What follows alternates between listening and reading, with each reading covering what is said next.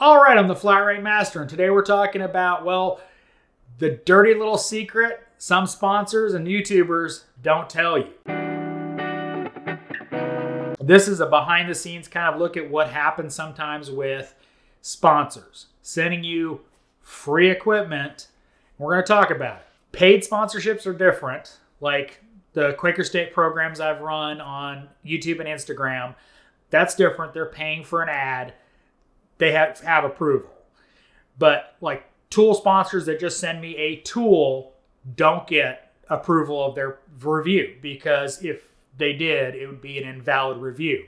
Some of the, I'm not going to call them shady, but some of the things that I don't like that some suppliers do is they will go, buy this tool on Amazon, and after you post a video or multiple videos on it, and you do an Amazon review, then we'll send you the money via PayPal. And the problem I have with that is, well, think about it.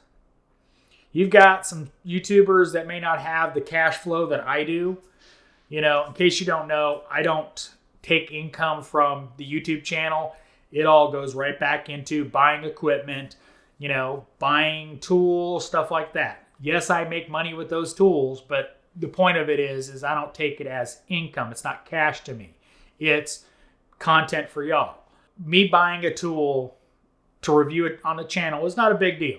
I mean, I can do it. It's, you know, whatever. If I think the tool has value, I'll buy it and review it because I think it's going to have value for either me or my audience. But when you have them holding the money over your head, how accurate is that review going to be? That's a huge thing. Think about it. You know, you just spent $500 to $1,000 to buy a tool that you're going to get back, except they have to, you know, like your content. You know, if you get the tool and you don't like it and you do a bad review of it, are you really going to get your money back other than doing an Amazon return? The problem I have with that scheme is it puts everything on you getting your money based on a positive review, kind of sort of buying a positive review.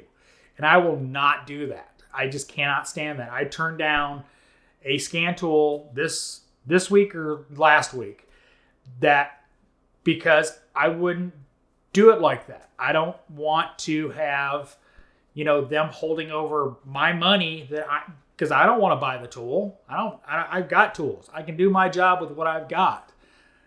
Might make good content, but the point of it is they'd be holding that money over my head going, well, I don't like that review, so no, we're not giving you your money back, and I'm out the money. It doesn't do well for doing good content because, well, if I don't like the tool, I mean, my only option is to do a return with Amazon. And that is, you know, okay, fine and good. But the point of me doing a tool review is to give you all an honest opinion of it. I'd rather buy the tool myself than have them, well, kind of holding a bunch of my money and hoping I get it back. So let me know in the comments what tools you want me to review, because I'm always open to reviewing tools. So let me know what might make good content, what people might actually want to see. And as always, thanks for watching. I am the Flat Rate Master.